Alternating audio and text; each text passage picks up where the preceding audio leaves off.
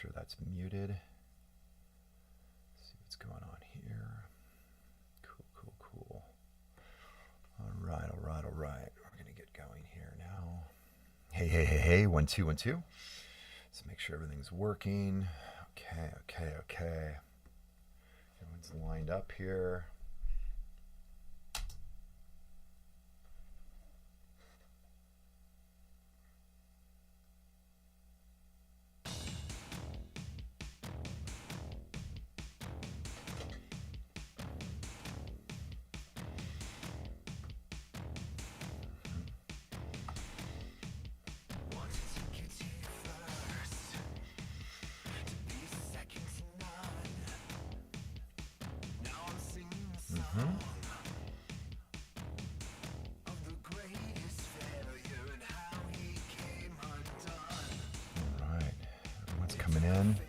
Go ahead and nod if you guys can hear the music.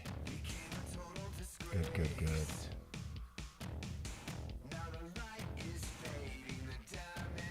Happy Sunday, everyone.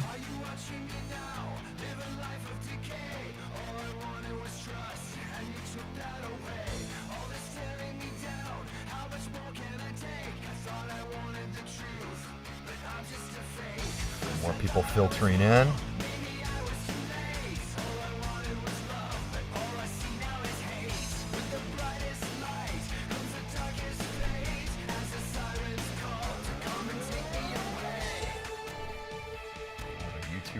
Going as well. Go birds. I can hear it, it's just a bit quiet. Okay, I can fix that. Any better?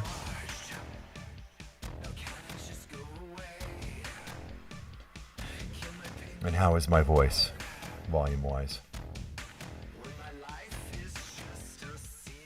Can you guys hear me? Okay. Thanks, Charles.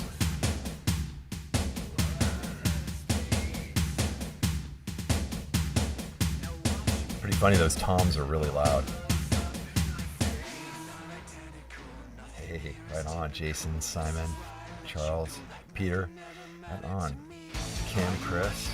Awesome.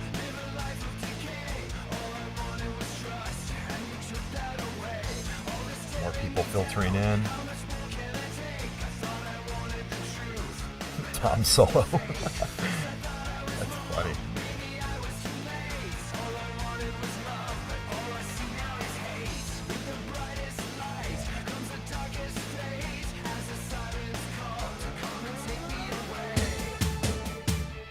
Tom Solo.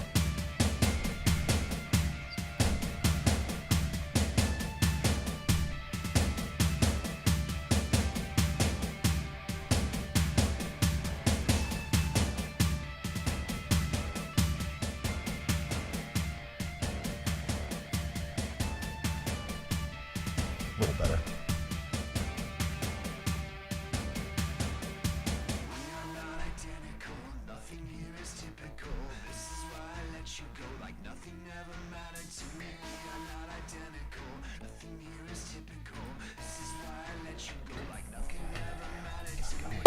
Got Rudy, buddy. Hello, hello. Kevin, hey buddy. Martha. There's Adam.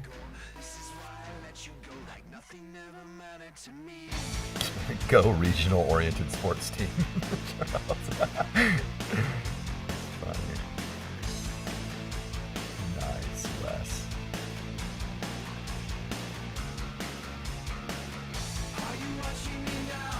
Simon's a Chiefs guy. Nice.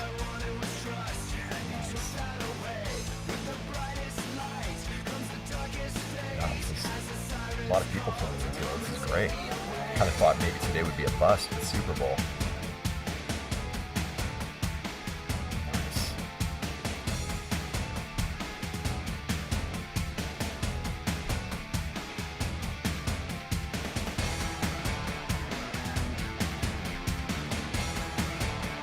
Such a good ending. Mr. Durock and I are going to have to talk. Oh, yeah. Right on, guys. Dude, so glad you guys are here. I definitely questioned whether or not I was going to make it today. It's been an extremely busy week, and we're doing a whole lot of work to the house to get ready for my baby because I got to get it all ready now because I'm going to be on tour when the baby's born, and then I'm going to have to fly back and then fly back out, and then I'm home for a little bit of time, and then we're going to have a big Julien-K announcement. It's going to be a big Julien-K tour as well, which is going to be fucking great. Got new songs. Got new Edema songs. We got so much new stuff, which is why I've been so overloaded. And then last night, our fucking, our best Swedish friends, Priest, were in town for one show. They flew in for one fucking show. So they had all sorts of travel problems and issues. And, the thing that I've noticed about a lot of these bands that we become friends with is that they all have good sense of humors. They all approach this like the game that it is. There's not like big meltdown mentalities over everything. And they made it fun. They made it funny, and they pulled it off. They had a great show, and there was a lot of people at Bar Sinister to see them. It was packed, and I love Priest because, with all the gimmicky stuff, that's all fine and everything, but the songs are great. I really like that there's great songs. There are some songs they didn't use as singles that Amir and I think are just like, they're just excellent songs, really good songwriting, great verses, great choruses. And then of course, they sound, the production, everything is fantastic, but it's all about songwriting. So we really dig them. A couple of questions here already. Oh, good. I'm so glad I'm reading a lot of this. God, you guys are live today. I love it because I'm struggling. Good. Powell made it in. Someone asked me what I think of the new Depeche Mode song. And that's funny because Amir and I were just chatting about that last night. It was Rudy. Can I just laugh right now? Ha ha ha ha ha ha ha ha ha. And I'll leave. I think it's terrible. It doesn't mean that I don't love Depeche Mode, and it doesn't mean that they haven't earned my support. They have. They will forever have it, and I'll always listen to all their new stuff, and I'll always support them as a band, and they're always going to be my favorite band and best songwriters ever. But yeah, it's definitely, they've gone off the rails in my opinion. I don't know if anyone else loves it, but the song makes no sense to me. The sounds are, honestly, they sound like kind of the plugins that you would use in GarageBand. And I just don't understand because I see Martin Gore has all those modular synths and this beautiful studio in Santa Barbara. I don't know what they're doing. I just don't know. I don't know what that, the vocals don't sound great to me. The production doesn't sound good. The songwriting is really weird. The melody is not even something I can follow very easily. I've tried to give it a couple tries, but Depeche Mode has more than earned my loyalty. They've more than earned my support. And if they want to put out some songs that I think are weird and don't make sense to me, they have my support 1,000,000% forever. I think they've earned it. You know what I mean? I wish that they would remember who they are, but maybe that's not in the cards. I'd still go see them live and everything. I absolutely love them. Definitely makes me wonder though how much of a force, Alan, oh my God, why am I? Fletcher was, and I completely spaced that. Sorry. You can tell I'm not completely on today. I think it was widely thought that he wasn't really a songwriter, but in a band, and if everyone has a vote, and someone's kind of helping make decisions, and I think that the lack of that is becoming apparent. Maybe they've lost kind of a rudder on the ship, and if so, that sucks. That's sad.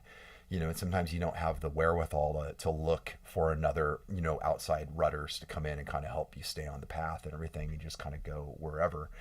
So, yeah, I mean, I still, they've got my undying love and support, especially through such a tragedy. I mean, it's just terrible, but that's life and that's what happens. So that's what I think. Let's see what else is going on here. Everyone's fucking alive. Okay, lots of this. Thanks for picking this, Ryan. This might be my favorite on the album.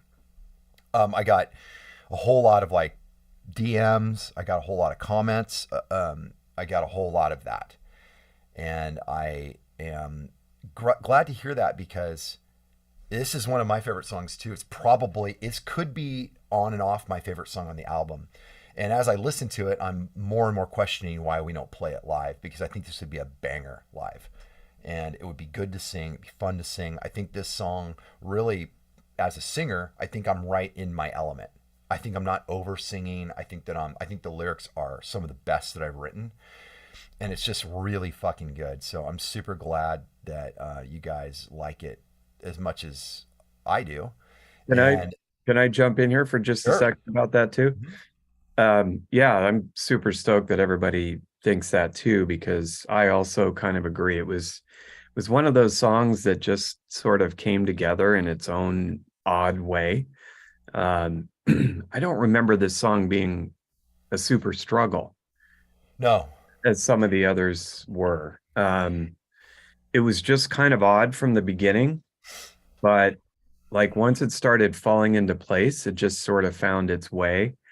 And I remember, when I finished mixing it or whatever, it was definitely like one of my favorite mixes that I did. Like Yeah. The I didn't the struggle the with that sound part. of this song, Amir, I mean, in my opinion, it is one of my favorite mixes you've done too. It just everything about the way you treated the vocal, everything about the guitars, Yeah. it's just It, great.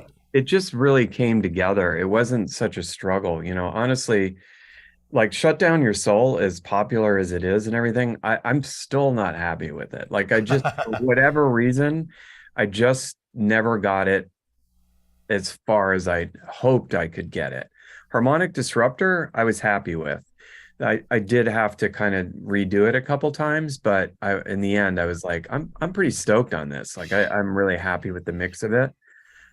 Shutdown, I'll never be happy with, even though I think overall the song is awesome. But I think it was just very difficult because everything was distorted and it's so fast paced that it was just, it was hard. Where this song has a lot of air, like this song has a lot of space, the tempo, the arrangement and everything. And it really is probably one of my favorites, if not again, like everyone else.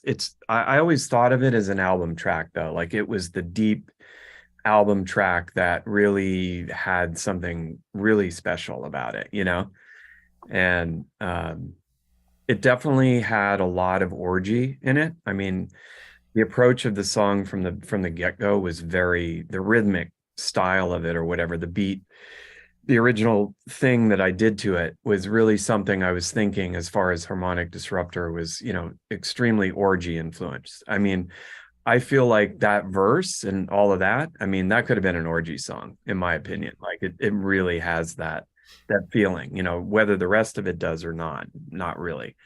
But the verse, that the feeling of the rhythm and everything really felt like an orgy song to me. And that's really what I was going for, but it really became something so much more with Foo and Ryan and the way that we made that song, and I'm really stoked that everyone likes it. So I just wanted to say thanks, and I'm also very happy that we're diving deep into this because there's a lot of really interesting shit going on in this song. There definitely is. There definitely is. I agree with everything you said. It definitely has an orgy pacing and an orgy feel, and vocally, it was a song that I didn't really have to try too hard. Everything fits in a place, and I more and more now that I hear this, I'm really thinking we should probably work this out for a live performance because the song just there's a lot to play and do, and I think it's going to move. I think it'd be a cool addition to the set. Um, I someone just wrote that I thought you had played it live. We actually haven't. I wish we had. Um, I honestly, weirdly enough, and I don't know what is up with me, but I thought that we did this song in Decode, and apparently we haven't. We obviously keep track of what we've done. We have a folder with all the Decode, prepped songs because all of these songs are prepped differently for Decode Radio. They're not prepped for like recording. We're not just opening up the file. Oh, there you go. There's the song. We're actually spending time making it work for this kind of a session. So we have a record of everything we've done in an organized folder, and it wasn't in there. And I guess I'm kind of glad that we held off on it because to me it's a pretty epic song. It's a really really cool song, and didn't do a whole lot of prepping or promoting the Decode this week because of how busy we were. So I wanted it to be something special, so I can always surprise everyone with a really really cool favorite when I kind of am silent more during the week. So, by the way, Kevin, your little facial hair and everything looks really handsome. You look really good. See you over there. Good look. All right, so shall we get into it? And you guys, of course, can interrupt, ask questions, whatever it is you want to do. Let's see, got a bunch of people on YouTube as well. Cool, cool, cool. So as usual, I'm kind of experimenting with making some of these public and some private. Purpose of the public is to kind of clue people in that we do this on Patreon. And if you guys want to be part of the discussion, then you just subscribe to our Patreon and support us that way. And I want to thank you guys that are here right now and everyone else that's been supporting us on Patreon. This morning, I got this session ready and I got the whole setup here ready. And you guys have been with us with the chronicles of trying to get quality video streaming to work. It's been fucking difficult. And to get it to be something we can set up quickly, set up differently, and do live acoustic shows, do these kind of sessions, do interview sessions. I mean, we've done a lot since COVID with all of this type of setup. And you guys probably remember the first ones we were bumbling through and just barely able to pull it off. There would be times we'd send you guys links and the links would not work. And, we've really come a long way. And a lot of it, I was just talking with Mir this morning about how much easier it was to set everything up this morning with a lot of the gear that updates that we've done technically because of your guys' support. In other words, the computers that we have and everything all connect and talk. Everything works in a way that it makes doing these events much easier for us. And I really, really appreciate it. It's also making writing these new songs a lot easier. So I just want you guys to know that that's because of you and it's because of your support that these new songs are going to come out. It's because of you guys that we're able to do this much more easily. So you guys missed the what used to be about a week to set this all up. I did this morning at 8 a.m. So that's fucking awesome, and it all worked. So super cool. All right, Jason, I'd love to be bugged about the Mac Studios, and we are really really liking it. So I'll tell you all about it too privately and on here. So interrupt me anytime. I can tell you one awesome thing is the HDMI cable input. I'm going HDMI out of the Mac Studio now directly into this video card, and it's zero fuck ups.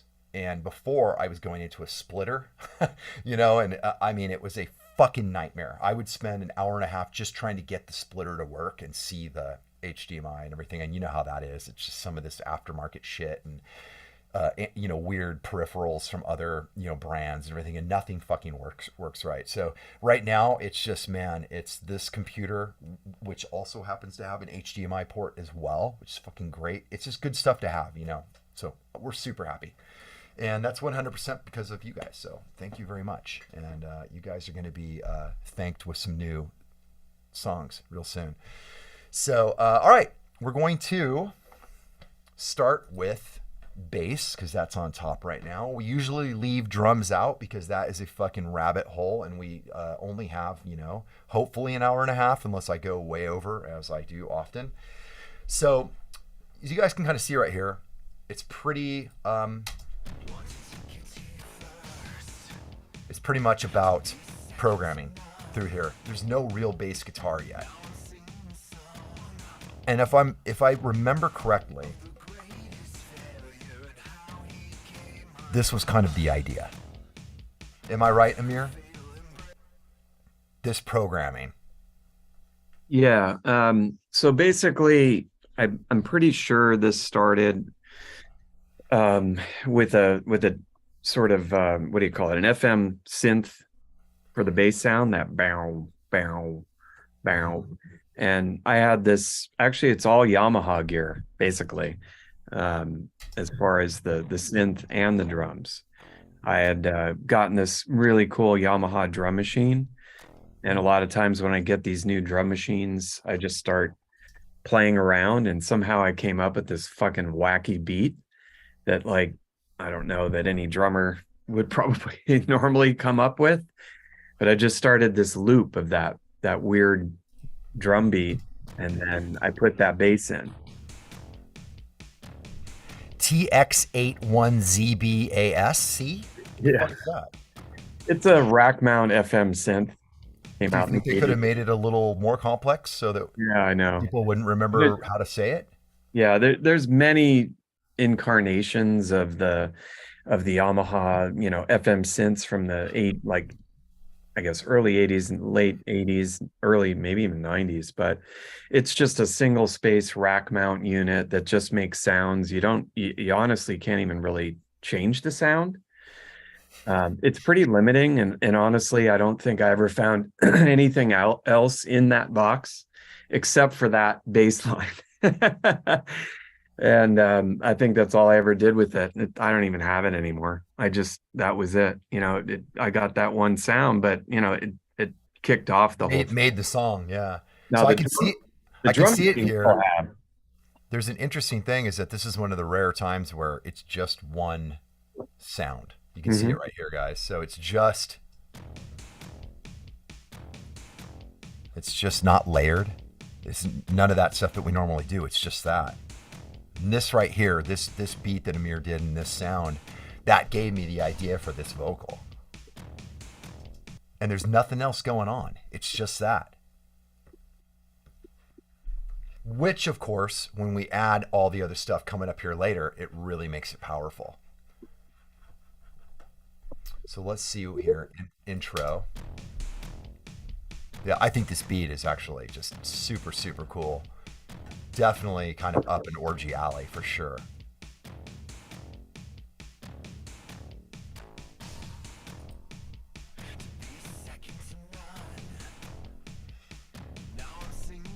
Okay, so let's get into bass. And I also see TX81ZBASC1.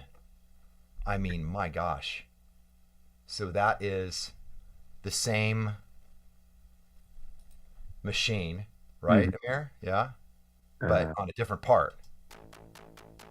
Ah, Yeah, I think cool.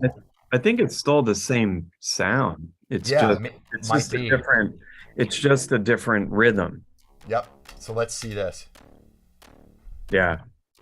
Yep. Okay. Yeah, so I probably separated it because I probably treated it differently and Mm-hmm. whatever.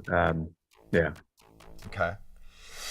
Okay, and then we have octave op. Let's hear what that is here. Now we're getting into the stacking. Hear how that kind of fills that sound out? Okay, so let's see what expand bass is. Oh, that's the Oberheim. Oh, wow, this is cool. All right, so let's listen to this stacked.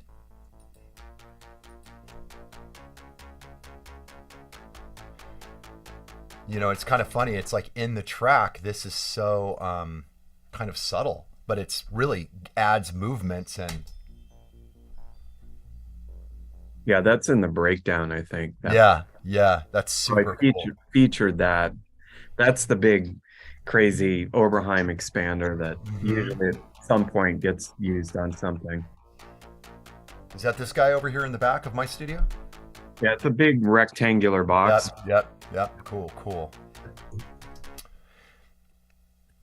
That track sounds quiet, Kevin, because it is quiet. So this isn't, for me to make it louder, I'd have to ride that particular track right now. So this actually isn't the mix. This is a session of all the sounds. So it probably won't be that they're all exactly like they were on the album. Also, when I solo something, if Amir, I'm sure on that chorus, put that sound to be a little lower, and then it gets featured. It's louder when it's kind of on its own. So that's kind of why. So a lot of these sessions, especially this one where there's a lot of stuff going on and a lot of stuff coming in and out, they will all probably be different volumes. And you can also see here on the session where I'm kind of going like this. You can see there's automations in there. So there are increases in volume and decreases, or increases in filtering, or whatever it is Amir's doing in there. There are probably artifacts and remnants, even though this isn't the mix. So the version we're listening to now, as you guys could hear with the toms, there's going to be stuff that's kind of out of whack because we basically take the original recording file and we put it into something that's more accessible into for decode, so that we can sort of isolate and feature parts easier. Because sometimes the original file is going to be huge and difficult to wade through. So it's kind of cooler. Fu kind of puts them all in these kind of like sections that I can break out real easily and show you guys what's going on. But as per usual, the way this is laid out, you guys can kind of see this, and you guys know this already. Anyone that follows these sessions closely, you guys know that drums are always this color, and they're at the top there. This is an Amir special. Bass is always there, and it's that color. Guitars are always this color, and they're right there. And keys are always this, and vocals are always blue down at the bottom. They're always like that. And so that's something that, anyone here that's someone who records and does stuff like that, we do this not just for ourselves, but we do it because we collaborate with each other remotely. And we want things to be in the same place whenever our friend comes in and tries to pick up the work and does something, so everything's easy to identify. So those types of elements remain in our workflow, but these sessions will always be a little different than the actual mix that Amir, the final mix that Amir turns in. So let's go down here. There, it looks like 80 bass, RE20, and Copper. What's Copper? Copper. Copper. Is that a copper tone? A copper phone. Got it. Copper phone. Okay. Let me hear that Yeah. first. So at the bottom. yeah, it's the RE20 is the EV electro voice microphone that I almost always use on bass. And then I guess I must have mixed in some of that crazy copper phone mic too. Okay, let's start with the core bass then, and let's go ahead and listen to what's there, because we'll actually have acoustic bass on this when it turns into a chorus. Cool. Sounds great. Now let's get the other tone in. A little more click, huh? Yeah. And then it just fills it out. So let's just listen to those two together.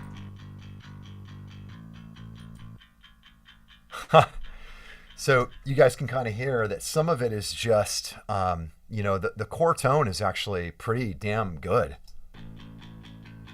Pretty thick. I think a lot of people would leave it there. Sorry, does it say what bass it is? It just says 80 bass, but the notes are off right now. Okay. I'd have to go in and open up notes and everything. Yeah, I'm curious. Which I might be able to. Let's do it. So I did it. I'm going to open up notes. Looks like commit of GK above. Oh, okay. That's right. So we use the RB800, one of my old favorite amps, the GK, like an actual amp, that actual amp. Remember, we did all the reamping with that. Yeah, because I was kind of looking, for that classic tone again, I guess. Some of the stuff we used to do in a lot of the bands in the 90s, whether it be Coal Chamber or Orgy or really everybody. It was almost always the Galleon Kruger RB800 through an SVT cabinet, basically. That definitely has that Orgy tone. It's my favorite. It's one of my favorite bass sounds, basically. I've never really found anything I like better. But I'm just wondering what bass that was. It sounds really good. Yeah. I definitely need to note that. That is really good. It must be somewhere. Yeah, it just says commit of GK above. So let's listen to all these together then.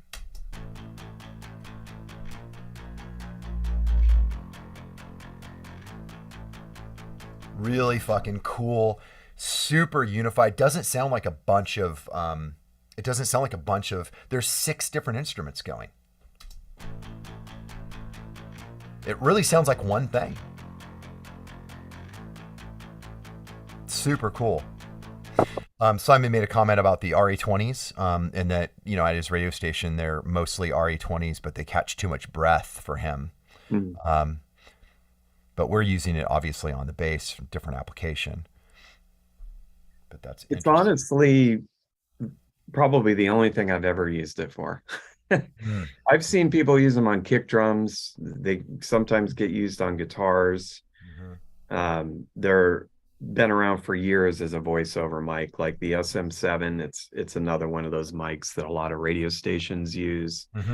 it's got a very pronounced sort of low end, Mm, and that's why I think people like it. You know, for mm, certain people really like it.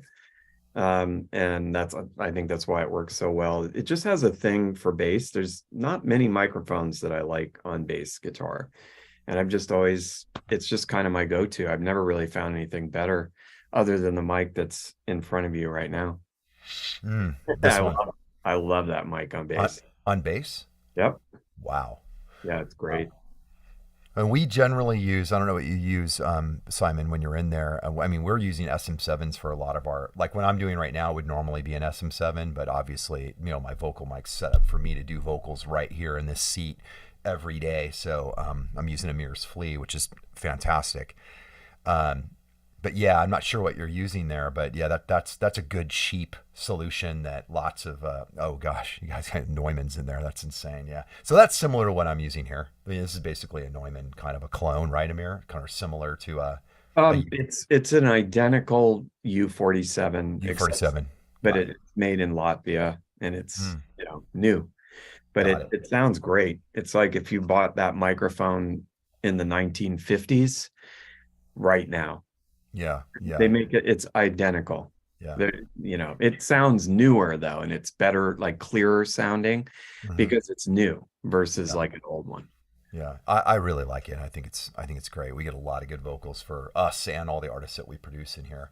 It's really fantastic. Good secret weapon, but it's also due to the vocal chain that we have going here. The mic pre and compressor that we use and all that kind of stuff. There's a lot of stuff going on that makes the whole thing gel into a really good experience.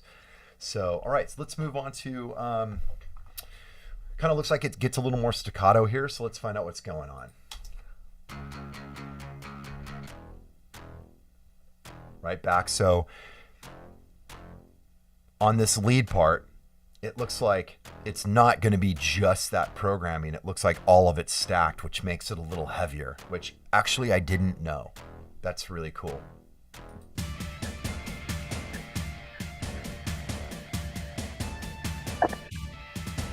Super cool.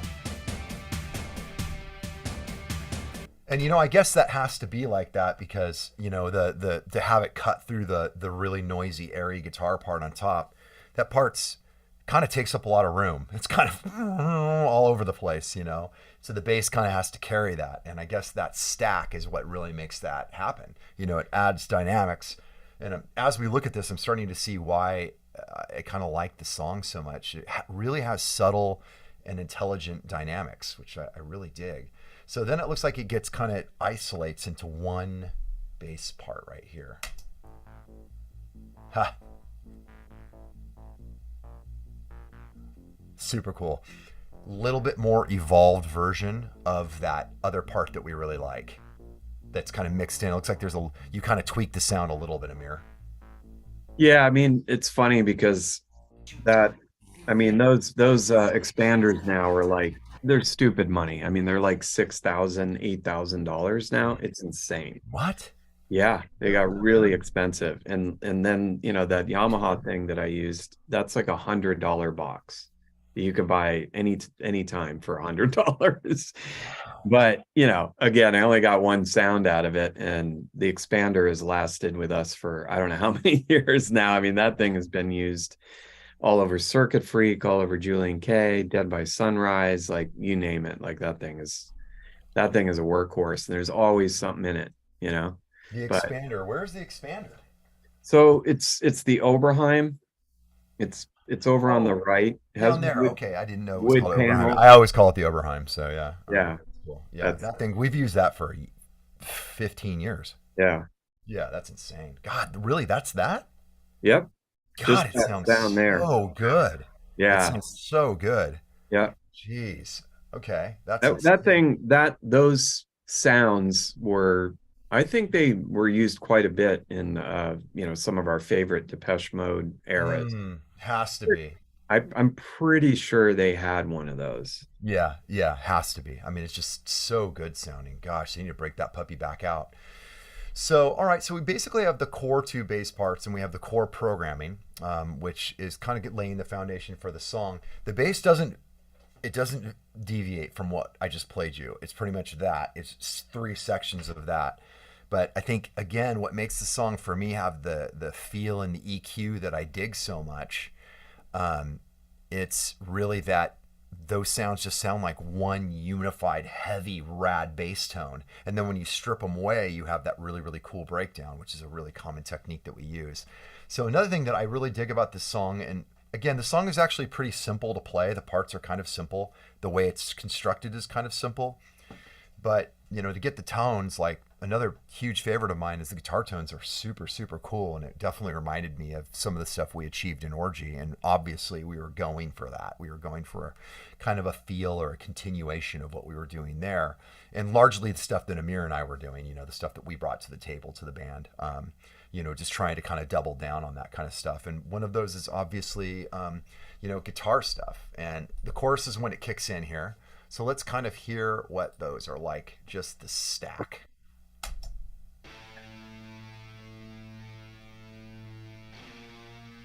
It's just like an octave, but it's really big.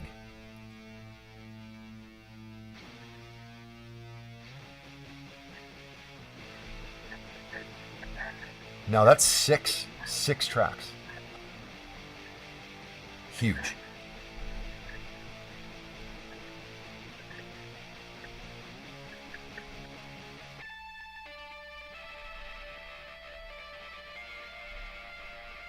So definitely, like I said, kind of doubling down on the stuff that we did in Orgy. So that sound is basically one of my pedals that I used in Orgy. And I was breaking out a lot of those sounds, like just the sounds that I used on Candy Ass and Vapor Transmission, more on Vapor Transmission for that one. And that was just, breaking out the old stuff and writing with that kind of mentality.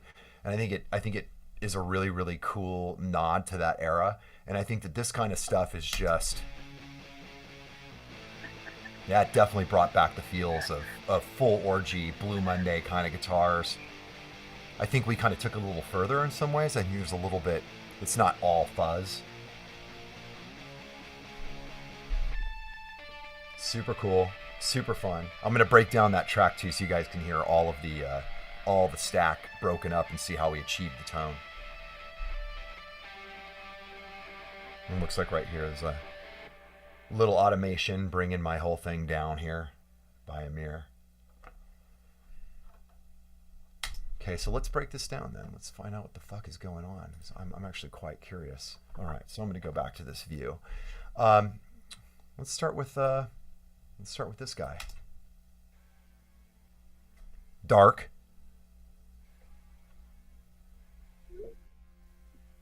You're going to have to turn it up a lot. You can't even hear it. Yeah, that one's really little and really quiet. You can just, I don't know if you can just turn them up, but.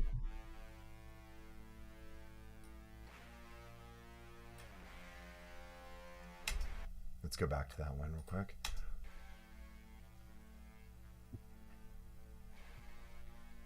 I think those are pairs. They might be pairs. Like some of it could be like two microphones on one amp. Mm-hmm. So this is guitar left, and then this is a hyper DI left. Yeah. Well, yeah, that's probably the hyper fuzz, but there's probably a plug-in. There's probably a hyper fuzz, and there's probably an amp. Mm-hmm. That's probably what all those are combined, and they're pairs, I think. We're going to add your Friedman. Starts getting real. Okay, Friedman Row. I don't know what that is. Royer. There's two microphones on it. Got it. Awesome. So it's probably a 57 and a Royer. Got it. Okay. Yeah. And then here's another. This is a commit of the above. Okay. Hyperfuzz. Friedman B57.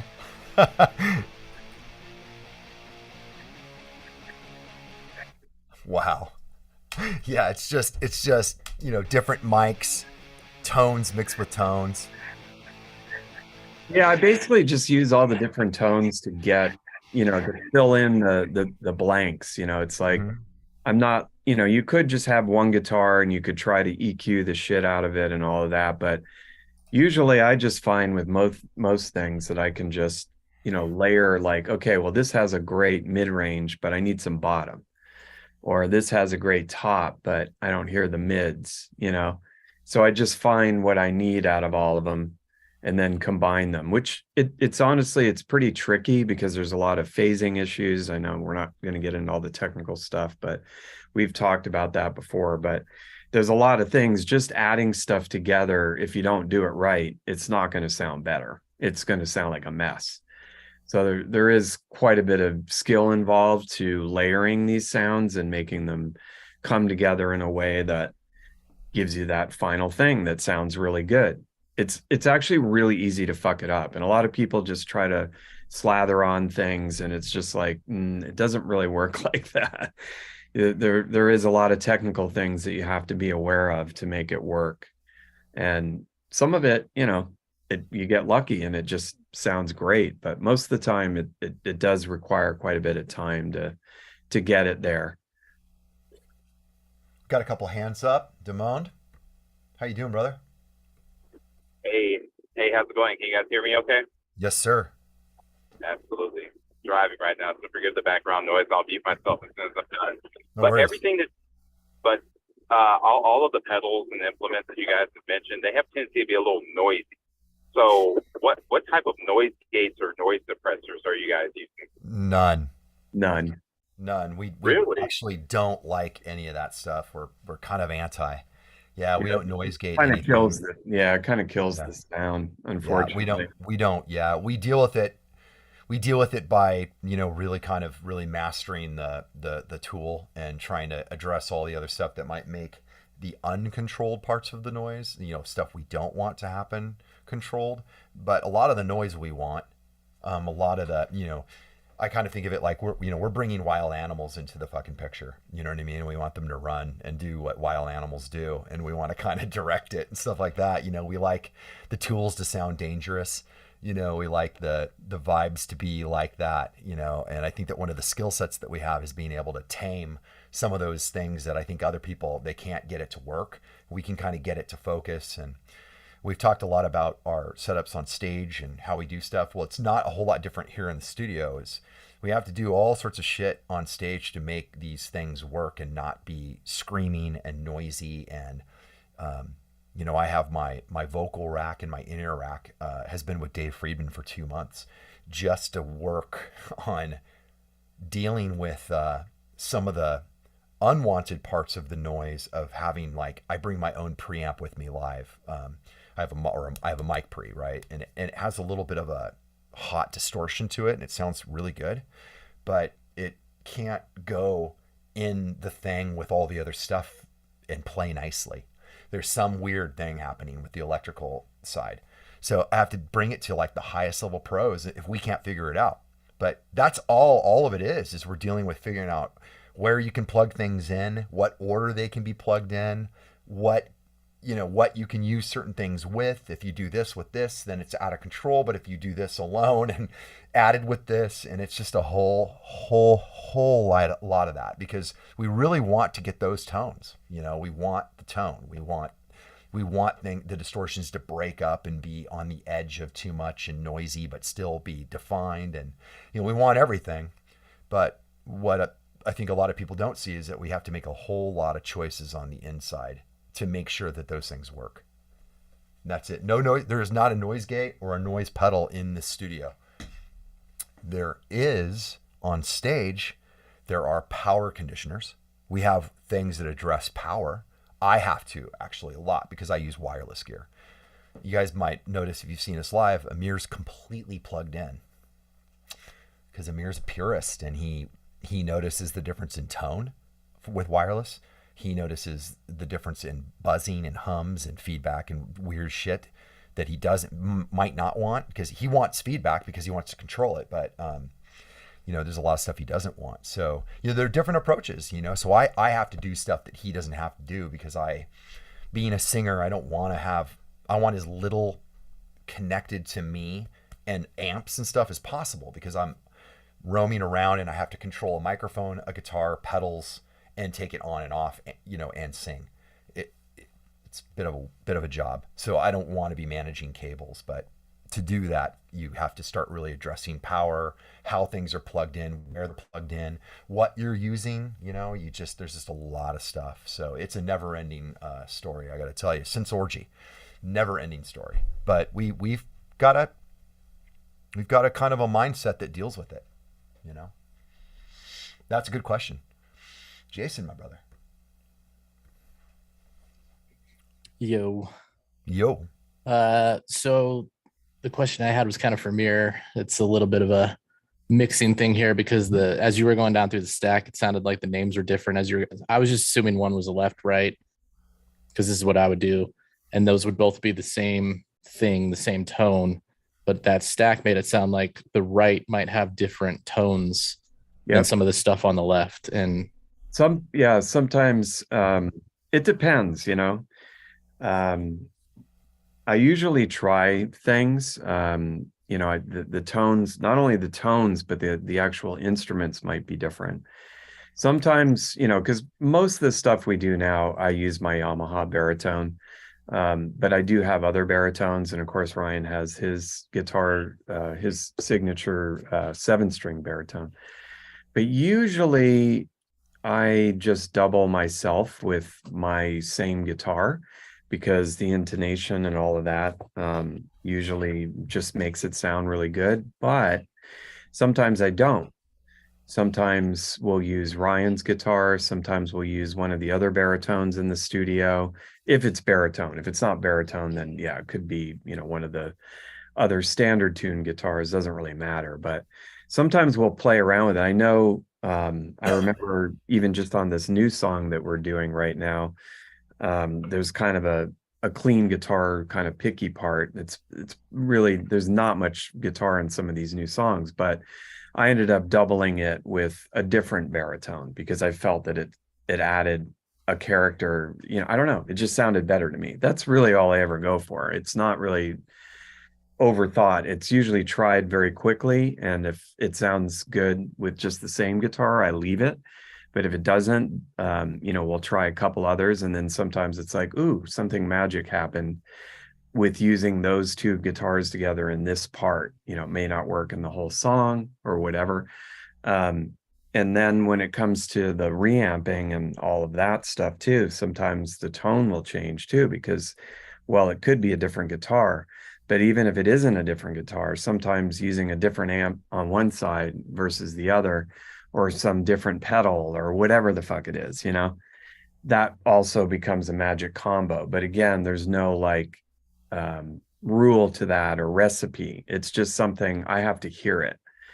And when we're doing it, we'll both look at, I'll play it for Ryan, say like, hey, which way do you like? Maybe I won't even tell him what's what, and just say, hey, why don't you listen to this? I think I like this way. What do you think? Oh yeah, I like that way better too. Okay, cool. Then that's this combo or whatever, And when I'm mixing, I tend to have quite a few options. So even what you're seeing there right now, that's had options eliminated.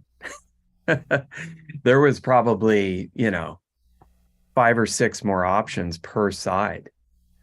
And I have to go through, and it's a little maddening, but again, it's like, to get to the level of like something, what I consider the kind of production that like the people that I admire do, to get amazing sounds, you got to put the work in, and it takes time to do that. And you have to kind of do some experimenting, because if you just go with the same thing every time, then it doesn't become so special anymore.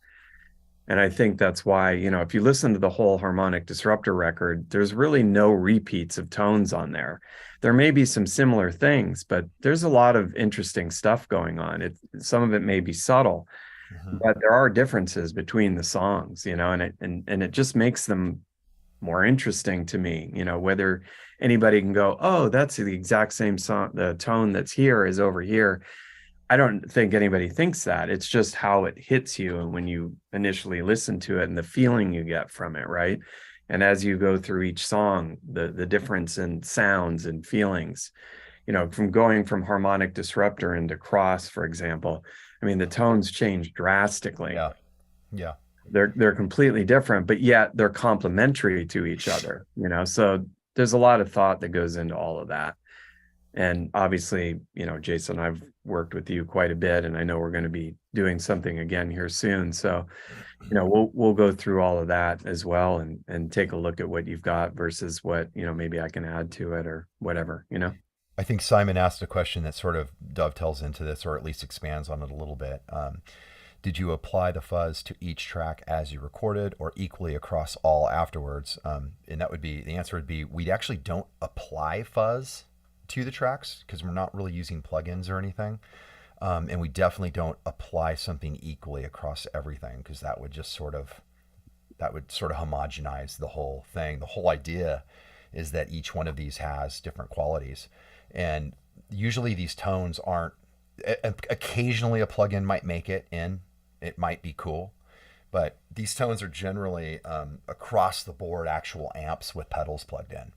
So we have a whole day or 2 or 3 where we have every amp set up, every fucking amp with pedal combinations and everything. I know the pedal thing, it's a bit maddening. I'm probably insane. Yeah. I mean, it's like, whenever I go into a studio, the people there, like, they look at me like I'm a crazy person because I walk in with like 5 boxes of pedals and then all these amps, and then, you know, they just put it on loop, and I sit there plugging pedals in like a madman, just pulling one, plugging it. No, not that one. Okay, this one sounds good. All right, what about this? This one sounds really good. Let's track that. And then, okay, keep going. Wait, we're still on the same guitar? Yes, we're still on the same guitar. And I might go through like, you know, 5 or 6 combinations of things and finding that, you know, the bass tone. And then I move to the other guitar or guitars or whatever, lead guitars and overdubs and all this other shit. And then I don't really totally worry about it at that point. Yep. I just know that I have a lot of good sounds. Mm-hmm. So I know that either some combination of that, or, you know, one of those sounds is going to be the one. I'm not worried about that because I heard enough stuff that I'm like, I know I've got this. Mm-hmm. And there's a lot of intuition going on and experience and kind of knowing where you want to go generally. And then sometimes that changes when we start getting new sounds. And, you know, that's what, to answer Simon's question totally. And then, you know, you get down into the mix phase and he's got, you know, 10, 12, 13 choices of combinations, you know, to choose from. And let me just kind of like demonstrate it again right here as we listen to the last section right here. So I'm going to just solo just the guitars. This is all of them, by the way, now, because we've already heard them all separately, but I can also individually solo. Last section.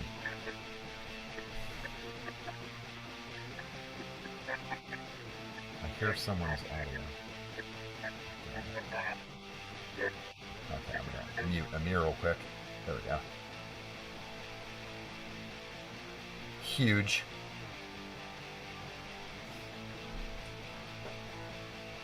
So right there, we changed the kind of chords we're playing, by the way, as well. Can you hear the difference? Right here. And now. Nope.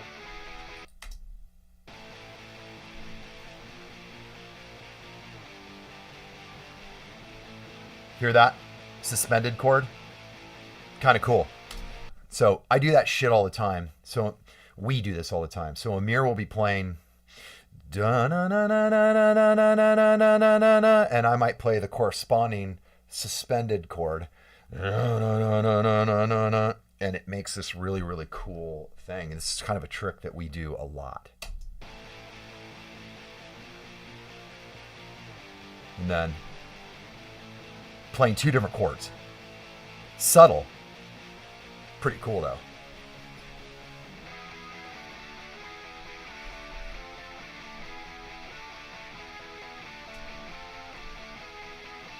So we just kind of went fucking crazy here.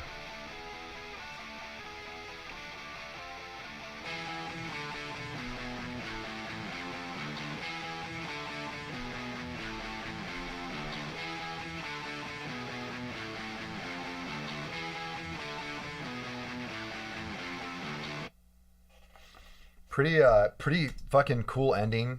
Definitely, I think that that was maybe the only part that I think we were kind of going back and forth on in terms of like, what are we going to do here? You know, what are we doing? So on and so forth.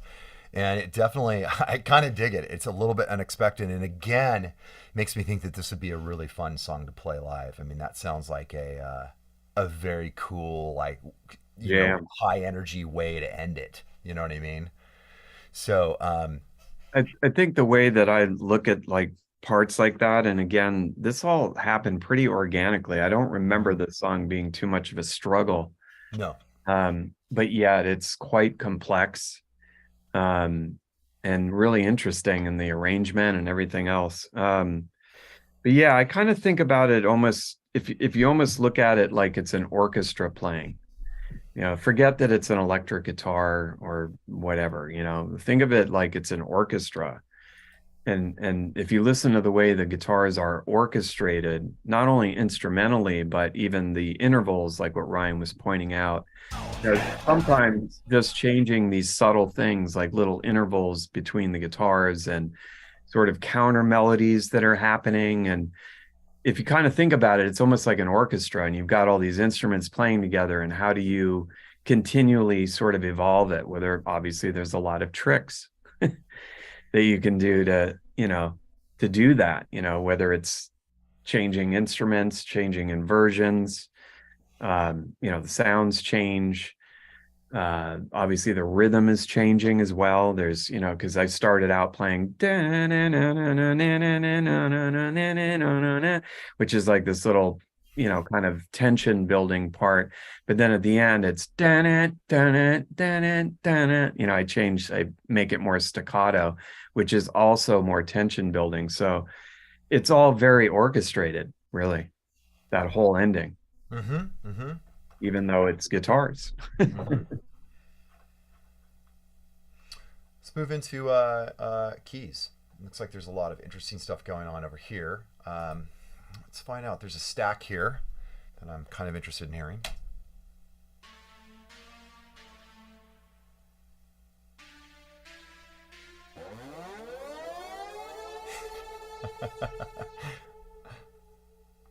Oh my God, it's so cool. All right, so we got the indigo here. It really sounds like a ghost of the sound, but it's super cool on its own.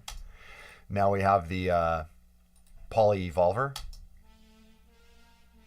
Really different sounds. Really cool. God, this song's a lesson in sound building. Very different again. All right, so let's get that all together again.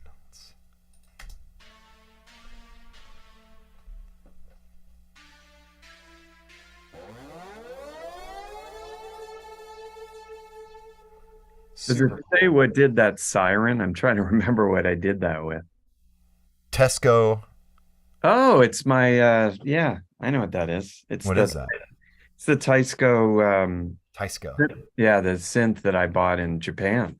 Oh my gosh. It's super cool sounding. Yeah, that thing's amazing. That's like a very rare keyboard that I stumbled on when I was in Japan, and I literally, you know, bought it on the spot, and they had to do some repairs to it, but then they shipped it to me. Yeah, everyone's saying air raid siren, which is really yeah, way to talk about it. Let's hear this part after the air raid. Pocket BO1. Yeah, that's my Damon will know what that is, probably the pocket operators. It's a PO1. It should be a PO1. It's a tiny little $50 synth. I actually used it quite a bit on this album. There's a lot of like little sounds, and like there's actually quite a few sounds on this song in particular, but it's actually used all over the record. It's just this tiny little calculator synth, but the sounds are amazing. And yeah, I remember kind of taking it out and kind of playing around on a lot of the songs with it, and just do like kind of the typical vomiting of just a bunch of whatevers, you know, and then going through and kind of placing them and finding like, oh, that was actually kind of cool. Like you don't really know what it is or whatever, but there's just this little glitchy sound in that section. That little, it's just a tiny little beep. Damone. Okay, so this is for Amir. Amir, if I'm not mistaken, you use the PO12, the drum machine. You use Yep. the drum machine a lot, don't you? Yeah, but I don't really use it for drum sounds. Good point. Good point. You're right. You're right. You're right. Of all the sounds you're hearing, they don't really sound like drums. It's just like a little weird little synth, you know. It's like I said, it's just a $50 little cheap thing, but man, you can make a lot of cool sounds with it. So Have you tried syncing them all? no, I don't have any other ones. I've played around with the other ones, but honestly, that's the only one that really ever did anything for me. The rest of them, I don't know, they just feel gimmicky. This one, Yeah, just that's for true. whatever reason, has like a special thing for me, and I used it all over the record. You know, I would recommend the PO33 just due to its sampling capabilities. It's pretty deep. They're all actually have cool things, but Yeah. yeah. Cool. Thank you, my brother. All right, so moving along here, let me see what else we got. More weird shit. This is more Tysco and Pocket Thor.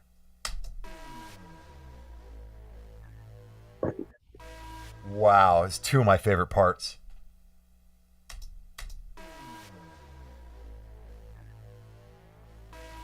I mean, if you don't have a song out of that, then I think you got to go back to the drawing board.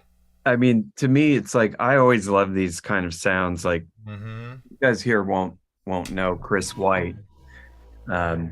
He's a DJ and he used to do Control, and he's a very good friend of ours. He's a very talented DJ producer, but he also has other businesses. And anyway, Chris White always used to say that I loved tugboat sounds. As a DJ, like I love to play tracks where you hear these sounds that it sounds like a tugboat out on the ocean kind of thing. That totally, yeah. I And love when it. you listen to this, it's kind of similar, but there's more of a futuristic approach. To me, it sounds like it's like a spaceship sitting out in the abyss, right? And it's crashing or something, and the alarm's going off, right? And you've got that cool sweep that the Tesco did. And then the horn, I think, is actually just that pocket operator with some like reverb and shit on it. I don't know. Wow. But it created a really cool, like futuristic kind of sci-fi kind of like spaceship, almost like what was that movie? I can't remember. Outland or something, you know? Yeah. Super cool. Super, super cool. Then we go back into one of my favorite parts. Just love it. It's very Depeche Mode to me, that whole thing, the sound of it, the vibe of it to me is Yes, I can totally tell you why I love this song so much. what was that made with? That's a very distant part. I remember SF 300 left and right. I mean, who doesn't like this shit?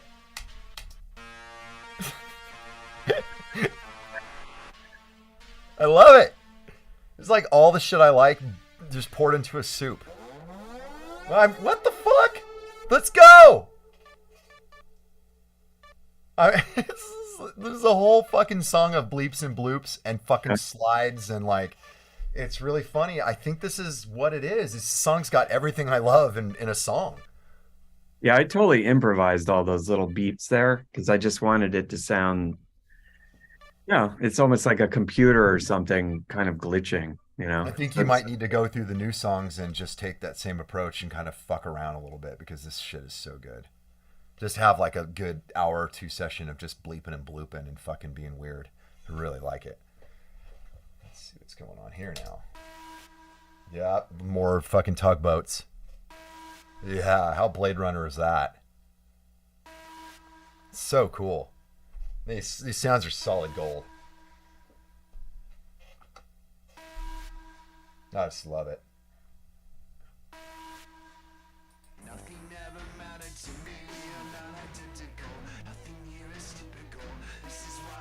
everything together.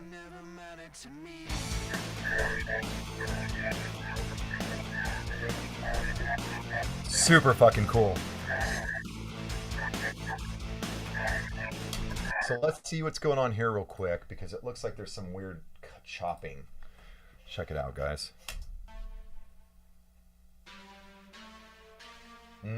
Okay.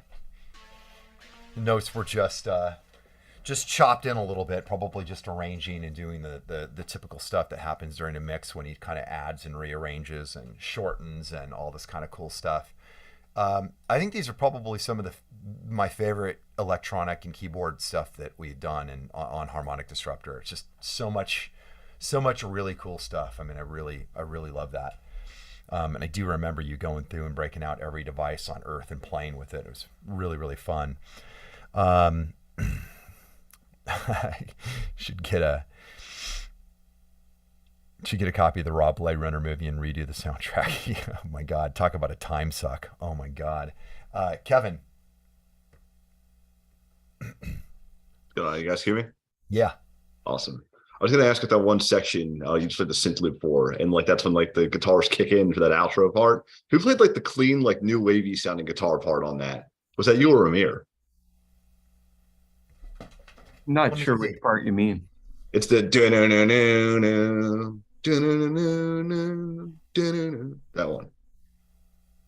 That part may not exist. You might be hearing something else. Let me see. Let's go find out in here.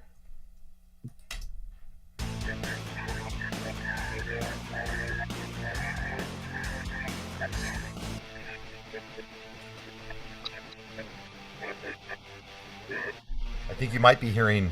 It's just the rhythms. Maybe it's the synths. Yeah. Synthesizers. Dun dun dun dun dun dun. That's all the synths. That's the synths. And it's the same synth that's over the verse part. So let me put it together for you. Let's go here. Yeah, I can't remember if that maybe the synth part changes slightly or something, but the synth part's kind of interplaying with the guitar. With the guitar, yeah. Here they are together.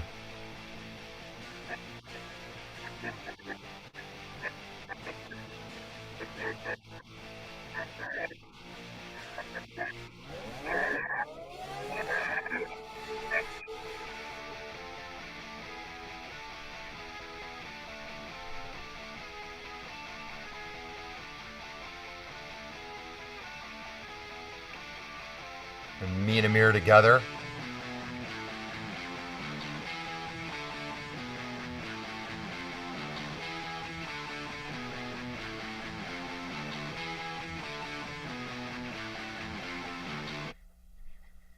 Cool. Yeah, for the longest time I thought it was two guitars, but there you go. Yeah. So it's basically that's the synth parts as well, just overlaid in that kind of classic way that we sort of do when you sort of towards the end of the song we start bringing everything in a way that makes it all feel new. Yeah, the staccato switch while the lower guitar is going. So I'm going and Amir's going again, super common for us to do. That's definitely a cool thing that we've sort of developed in the way that we play. We kind of know, like if he's doing one thing, I sort of know how it's going to sound if I do something that's somewhat opposing or likewise. So we always kind of try to do that. We don't always play the same thing. We really don't, even though a lot of times it might sound like the rhythm is the same and sometimes we're not. And some of the chords that we're playing, I played you that part where we're both hitting a version of a chord, but they're different and it makes it sound really big. We do that all the time. I know there are other bands and guitar players that do that, of course, but it isn't super common. And I always love the bands that do that. I always love guitar players that, if you got two guitar players, take advantage of that. Don't always just mimic each other and play the same thing. But it takes a relationship, and it takes kind of knowing how to support each other and make it bigger and not just walk over, what each other's doing. So there's times when I might have an idea on something and it's just not making it better, and I have to know when to go. Okay, you're right, and let's not do that. So super cool. All right, let's get into some lyrics and some vocals. Well, it's pretty bare here. I love this vocal sound. It's my favorite vocal sound on the entire album. That's just one track. It's not me stacked. I remember that this is a cool, fun vocal to sing. He's got a lot of effects on this, obviously. I love it.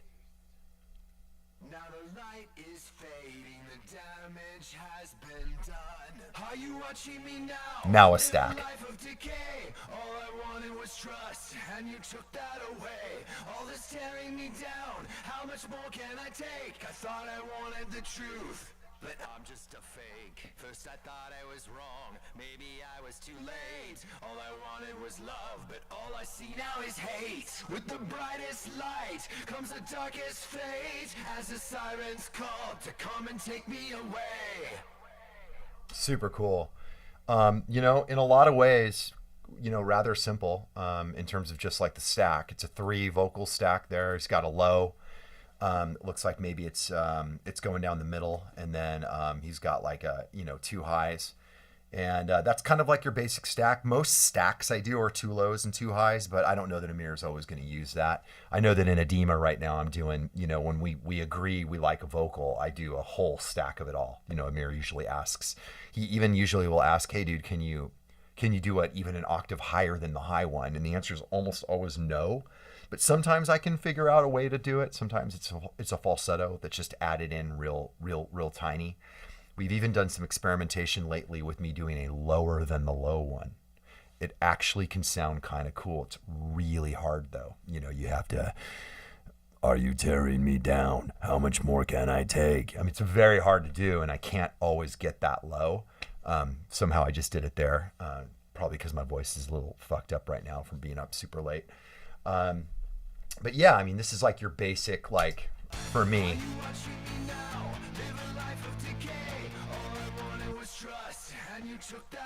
That seems to be like what really works for my vocal.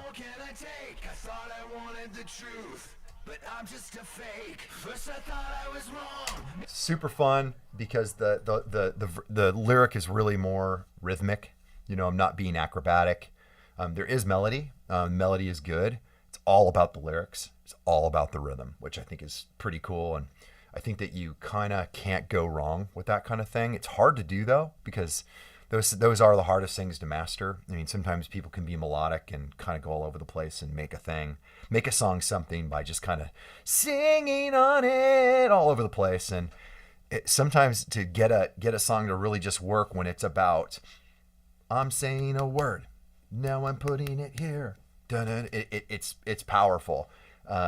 Something I would manage to achieve on Violent Principles for Edema. That's one where it's not a bunch of like crazy singing on the verse. It's just good staccato rhythm. It's not rapping, but it is kind of talking, and there is some melody, but it's attitude. That is something I'm really trying to study doing more. And it's hard. It's really hard to get it right and get it to be cool. A lot of it relies on you actually having something to say. And contrary to the way I come across, I actually don't always have something to say. But when I do, I have a lot. So same with this verse, all about the lyrics.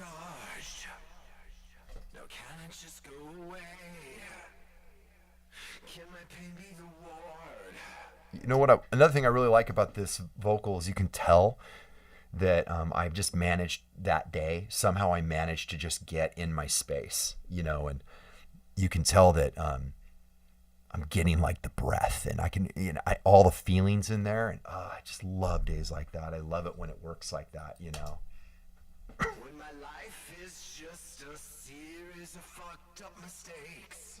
It's good. You said you wanted the truth. The words don't sound weird. Something I struggle with a lot because I have a little bit of a speech impediment, which I've talked about before.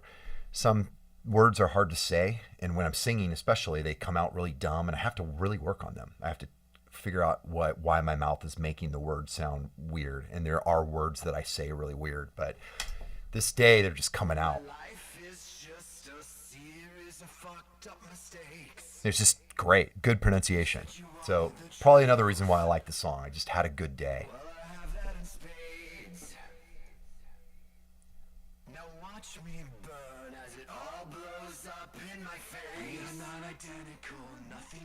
Came up with a really clever little fucking hook.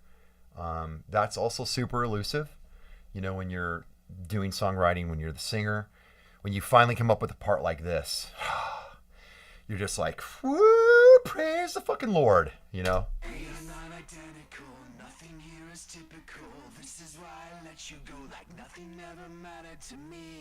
I mean, fuck off. I was probably so happy when I did that shit. That is like the holy grail, because this kind of stuff is hard to think of. I'm always looking for it. I rarely get it. I did come up with a really good thing like this on the latest new Edema song, just because that's the last songs I worked on. That's why it's in my head right now. But I was able to come up with some really good parts like this on some of those songs. Some of the new Julien-K songs, I still haven't come up with like clever little parts like this, but we overall have got some, I think, some really new sounding choruses that are really interesting. So I'm proud of that. They rely on a feel. They're not just acrobatic singing. So that's going to be pretty cool, I think. Definitely some different sounding verses, but whenever you can get something like this, you know, it's something that's going to work really live, great live as well, which I love. Are you watching me now? Live a life of decay. All I wanted was trust, and you took that away. All this tearing me down. The low. How much more can I take? I thought I wanted the truth, but I'm just a fake. First I thought I was wrong, maybe I was too late. All I wanted was love, but all I see now is hate. With the brightest light comes the darkest fate, as the sirens call to come and take me away. So again, in my opinion, probably one of the most powerful and clear performances that I did on the album, and that I do. I mean, it's not always that clear. When I'm hearing it right now, I'm just like, oh fuck, I gotta go back and re-sing all the shit that we just did. I'm not going to. I want to, but I'm not going to. It's too hard. But you know, the clarity that I think that I had when doing this song, I remember when the lyrics started, you know, flowing, it really started coming out.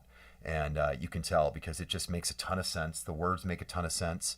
I pronounce them correctly. I'm singing it with like some conviction. The spacing and timing and everything is good. I'm sure some of it gets adjusted in the mix and Amir does little things, but I remember doing this and I think that it was good. You know, when I did it, I think I had something. I knew I was onto something strong. All I wanted was love, but all I see now is hate. With the brightest light comes the darkest fate, as the sirens call to come and take me away. Good tone. Like that tone. I think I need to go back and revisit that tone. We are not identical, nothing here is typical. This is why I let you go, like nothing ever mattered to me. We are not identical. So just kind of looping that little hook. Let you go, like nothing ever mattered to me. We are not identical, nothing here is typical. This is why I let you go, like nothing ever mattered to me. We are not identical, nothing here is typical.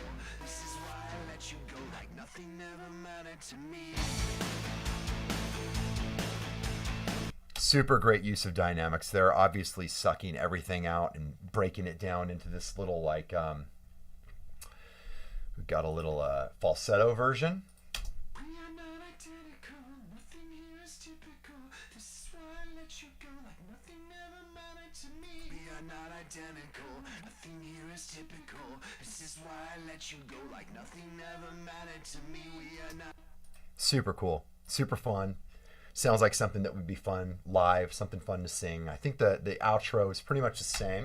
Are you watching me now? Yep. A life of decay. All I wanted was trust, and you took that away. With the brightest light comes the darkest fate, as the sirens call to come and take me away. Man, super, super cool. When I was going through this song, you know, last night and then this morning, last night before leaving, and then this morning, you know, early, kind of like, you know, just reading the lyrics and everything, and just kind of always trying to remember kind of what I was thinking and all that kind of stuff. I really, you know, again, I think it's one of the reasons that I like this song so much is it means something. The words are really put together well. I sang it good. I have a good feeling about it. I guess that's really it. Let me look here about some of these questions here. Perfect delay timing, Amir. It's uncanny. Amir is great at that. Absolutely. That's cool. Awesome. All right. So who here... yes, nailing the lyrics is always the greatest victory, and I know we have a lot of chats about that because you're totally right. Who wants to take a stab at what they think these lyrics are about? Let me put them up here. And also, I don't know if you guys can see, it might not be too visible, but we've got all of these different songs that are going to be coming out. Oh, no, I'm not going to leave it there for long. No. Oh my gosh, get back to the song. There we go. Anyways, a little preview of all the lyrics that I'm working on right now. And let me get to you. Ready? So I've always looked at this track as kind of like a parable. Mhm. It's almost kind of, kind of operatic. It's almost like you're looking back at, like the tragedy of your life, at the end of it, and the things that, we always tend to focus on the negative, but it's almost like you pinpointed like those moments where things just hit like a downward spiral. And I know that there's a piece of maybe, you're talking to Chester a little bit, but you're just, kind of talking to us as far as, the story of my life and where things went bad, and you think it's good, but at the end of it all, it was just a tragedy. It's kind of depressing, but I mean, there's a little bit of light there as well. It's totally fucking depressing, and you just did a fantastic job, and I'll even hone it more. That was great job, brother. Kevin. All right, question to comment on this one. Mm-hmm. So before I even heard the song and I saw the name of the title, immediately I thought Futura, because the chorus in that, as the sirens call taking hold, and I'm wondering if they were interrelated in that sense. But like this song to me sounds like the it almost sounds like the completion of a villain arc. Yeah, it's like it's not even like woe is me. It's like, look, I fucked up, everything's fucked up, and like I'm gonna let this fire swallow me up, and you're coming with me. And I'm like, that's fucking brutal. You guys are both spot on. Also, I gotta say, you sound fucking incredible on this song, dude. Like your vocals are so good. Yeah, I appreciate that. I actually agree for once. I appreciate it. It's really good. And that was a great, both you guys nailed it. The villain arc is like great. That's like, and I'll sum it up more. That was perfect. You guys totally get it. Simon. How you doing? Good. How are you? Surviving, thank you. Yeah, same. I've just got a short take on this one. I could be completely wrong, but I'm thinking it's you were really like wanting to get together with a particular girl that you looked up to and idolized, and you didn't realize that she was a user who would just take advantage of you. And she did, and she tore you apart and left you by the side of the road, and then it's all your self-pity and blaming yourself afterwards. That's how I see it. Yeah, it's not about a girl, but I actually see that it's making me think of other things that you kind of nailed on that. No, that's totally good. And it could apply to that, absolutely. But I'll explain. I think I know why you're saying that, and I'll explain it if no one else raises their hand. Yeah, awesome, brother. Anyone else? Speak now or forever hold your peace. All right. Okay, I'm going to lower your hand there. Okay. I think Simon was pinging in on wanted to get to you first. I think. I could be wrong. Kind of nodded a little bit. This song is about the unraveling of a life. So it is depressing, and it is really dark. It is definitely, and you guys have already know this. So I often will sing about, pretty chaotic times that I'm either going through at the moment or whatever. And it does have a lot to do with, what happened with Chester. It has a lot to do with my descent into full on, alcoholism and fucking becoming, essentially mentally ill and just completely failing as a human being in the way that I felt, like just as a complete fucking failure, and wanted to get to you first, to be second to none. is I want to tell you, it's so like, so barbaric. It's just so, it's so masochistic, you know. I want to tell you guys first. Like, don't listen to anyone else. Like, you didn't hear this from anyone. I'm fucking telling you that that I'm singing the song now, like, of the greatest failure and how he came undone, and that's me. So the first three lines, wanted to get to you first, to be second to none. Now I'm singing the song, is kind of like, it's almost like those old bard tales, you know, when they're like, they sing about the wandering, like, you know, not a hero, but like the tragedy. Like the tragedy of whatever, and he's wandering alone in the mountains, and they kind of take on the character of, I think that I kind of like, I ping off of those things. I like those things.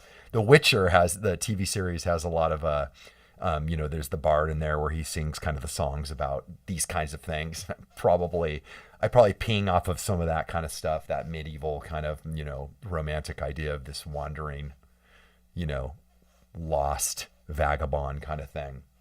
So I wanted to get to you first, so I'm telling you guys first. You're hearing it from me. This is the story. This is my story. This is what's happening. This is how I got here, of the greatest failure and how he came undone. It took a fatal embrace, and that could be, you know, the embrace of, you know, substances, could be the embrace of alcohol, it could be the embrace of a friend who you lost, it could be the embrace of a lot of things. It became a total disgrace. You know, at that time especially, I felt an overwhelming sense of embarrassment. You know, I was, maybe not everyone else picked it up, but I was super embarrassed with who I was. I was super unsure and unhappy with who I was. I wasn't happy with everything I'd done, everything that I'm part of. I thought that, you know, all the restaurants that I had, you know, either created or, you know, brought to an even bigger level than they were, I thought were all failures, and they all suck. Everything sucks. And I thought the band kind of sucked. I probably wasn't a very good singer.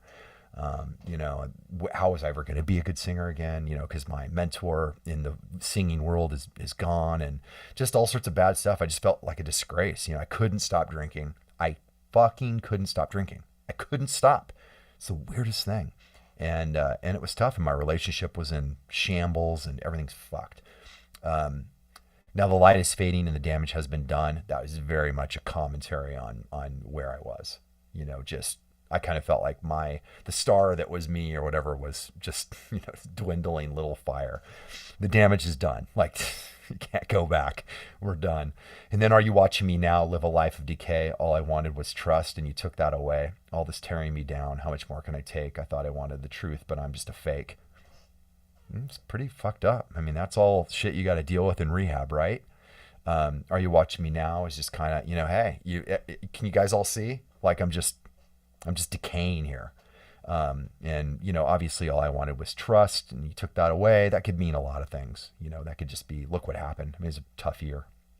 Thought I wanted the truth, but I'm just a fake. I totally felt like a fake. Like, I'm just a complete faker. Like, all this that I'm doing is a lie, and I'm not honest, and I suck. First I thought I was wrong. Maybe I was too late. All I wanted was love, but all I see now is hate. Yeah. With the brightest light comes the darkest fate. It's like the whole play on, you know, I came from this small town, you know, poor, all this kind of stuff, and then became a fucking rock star, you know, quote unquote. But, you know, if you look at the dictionary definition, I hit those check boxes. So for a while, you know, I was kind of like considered the wonder kid, you know, but what I really thought was like, oh, you think I'm so cool? I'm really ending the worst way ever. I suck. As the sirens call to come and take me away is certainly a play on suicide, which at this time I was very much planning how to die, you know, just very, very much probably not going to be making it much longer. And thank God that I did. And now I'm guilty as charged.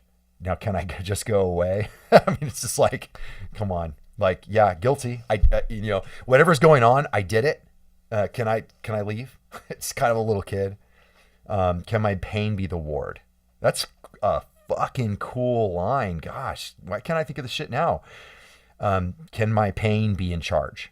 Can my pain be the one? I don't need your guidance. I don't need you to watch me. I've got my failure and my pain to watch me. This is really just a complete lesson of misery. Can my pain be the ward when my life is just a series of fucked up mistakes? Oh my God. This is like got to be the worst song I've ever written. Yeah, this is dark. That's how I felt. You said you wanted the truth. Well, I have that in spades. It's a whole lot of honesty in here. Now watch me burn as it all blows up in my face. I mean, this is, like I said, this is the tale of a life unraveling. This is just this is the narrative of a life completely unraveling. My world was falling apart. My relationship was fucked. I was being a terrible person.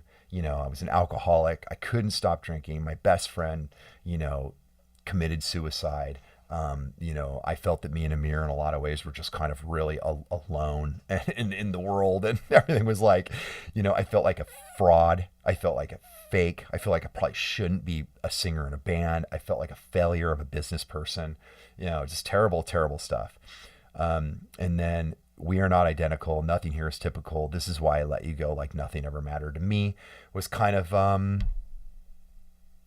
talking to everyone, kind of talking to, anyone in my life that loves me. Cause I was kind of, my attitude back then was kind of like, well, if you don't like it, fuck off, like get the fuck out of my life, or I'll get the fuck out, or I'll get the fuck out of this life, or I'll just burn everything down. And that's just, there's not a whole lot of light in this. It really is just the tale of pre-suicide, it's a terrible, terrible thing. I still love the song because I think it, a good song, I think, is going to nail an emotional vein really hard. I think I fucking nailed it. I'm actually kind of proud of the writing, even though it's super dark and there's no light at the end of the tunnel in this song. It's really, just a suicidal, tale. It's terrible. But I think the light at the end of the song is that you can get it out on paper like this and get it into a song and exercise those demons. And eventually it led to, I think, getting help and being where I am now. And I can look back at this and just go, wow, that's a terrifying journal entry.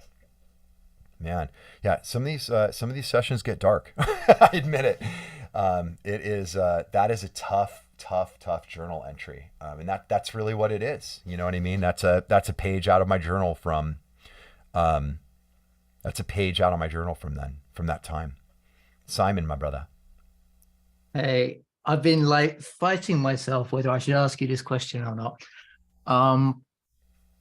When you were getting sober and going through the process, obviously you see changes, you see your mindset improving, a lot of demons are going further away, or you're learning how to take control of them at least. Did you ever get worried that all of these dark inspirations and all these really like strong emotive things that were going on inside you, once they're gone and they're under control, you wouldn't have the inspiration to write such colorful music, to come up with amazing lyrics? Yeah. Yep. Totally. That was one of the reasons I didn't want to get sober, was I didn't want to lose what I kind of felt like was the darkness, But the thing you find out, and I think everyone probably here knows it, right? The people that like our music, we're all kind of in the same vein. I have a sneaky suspicion the darkness is always there, So, people are popping it up right now. The darkness is there. Can it be harder to tap into? Sure. There's times when it's a little bit harder, and there's times when it really flows. And I have to almost be kind of like, obviously a technique for me was drinking and using drugs. That was a technique for writing. That was a technique for getting myself in the mood, right? I was telling the Edema guys the other day, they were here, sitting with me and we're getting ready to work. And I was just like, yeah, guys, they're like, oh, I saw you got into your pool. Your pool's like 45 degrees. You can see the thermometer. I'm like, yeah.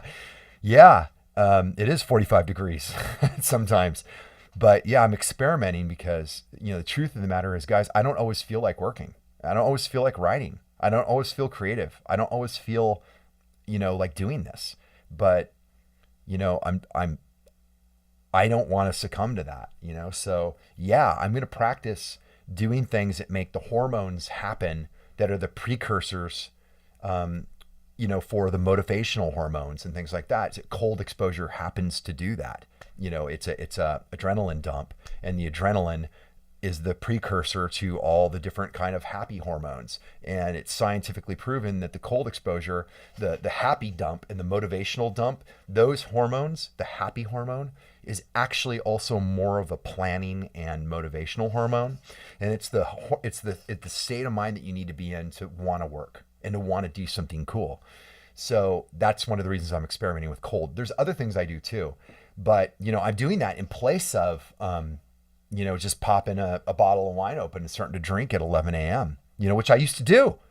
Why not? I don't have a job to go to. This is my job, and it's definitely hard. It's definitely hard. But, I just told them, I'm like, guys, I just have to experiment with different things that seem kind of extreme, but I have to figure out how to do this, because this is the thing that I love. And this is the thing that I want to put my time and energy into. I'm not as much into doing restaurants and other businesses and everything, because I don't care about just like the money and all that kind of stuff. I really care about, I learned this in rehab. You love the thing that you give your time to. You got to really think about that. So what are you doing? Like, if you're being bummed out about stuff and you're depressed and all this kind of stuff, then if that's the majority of your time, you can kind of think about it like this: I must love depression and love negative thinking because I'm spending a lot of time doing it. Or if you're just working on a job that you hate or whatever it is, and it's 10 hours a day, 5 days a week, you love what you spend your time on. You know what I mean? So you got to really think about that. And I really realized back then I spent 12, 13, 14 hours a day drinking. Thank God I could do other stuff at the same time. I could drink and work. But really, what did I love the most?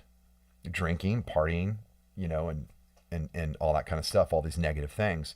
And now that I'm not in that, I've really had time to look back and go, what kind of things in my life happened that were the worst things ever, took me from the thing I loved? Well, the end of orgy. I had the thing that I loved. I was in a band that could play every day to a sold out audience and make money doing it. And I was extremely happy with that.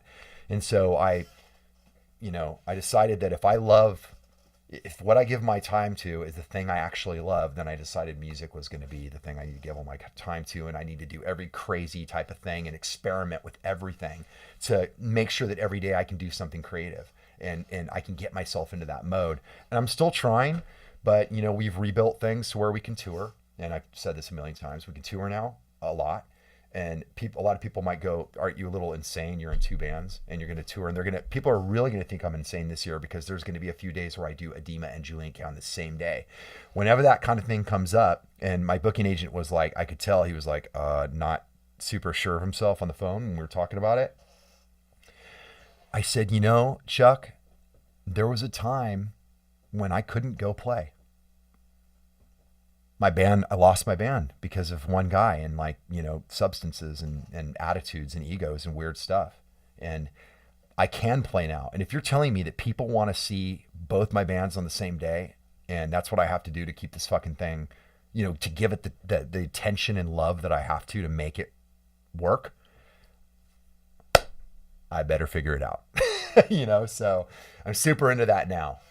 And that's a long answer for losing the inspiration and all that kind of stuff. Is I'm stacking these thoughts on myself. I'm stacking the idea that there was a time when you couldn't go play shows all over the country or the world. There was a time. You had another awesome thing called Dead by Sunrise with your friend who, together, that band, we could play all over the world. And that ended for obvious reasons. So I really, really, really look at Julien-K and Edema as these very special things that they need lots of energy, they need lots of time. They demand that I go dip myself in cold water. They demand that I get on that motorcycle. They demand that I go lift weights. They demand that I go get beat up in jiu-jitsu, because I have to do things to keep my brain, and I have to keep all this moving, because the alternative is, for me is drinking and going down a really dark path, so yeah. So all right, guys, well, who's gonna watch the Super Bowl? Just raise your hand. Let's see, everyone on YouTube. Oh, everyone's being really, really nice there too. Really cool. Awesome. So, guys, I hope you guys enjoy Super Bowl. Thanks for showing up to this. There's a lot of people on here, and I'm really really stoked. Um, we didn't do a lot of promotion for this one this week, so I'm stoked. I'm glad everyone was here, and I'm glad everyone loves this song. I wouldn't be surprised if we didn't add this to our lineup for these next shows.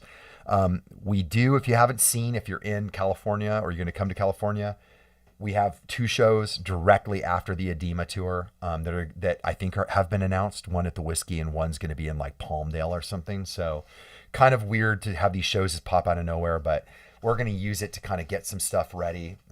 We'll see if we're going to play some new songs and stuff, but we definitely have a lot of new stuff coming out soon. So I am super stoked to share it all with you guys, and I love you guys. Have a wonderful day. And God, I just feel like I can keep talking to you guys forever. Sorry for the super dark song, but that's what we do. All right. Mwah. Have a great week. See you next weekend. Thank you. You got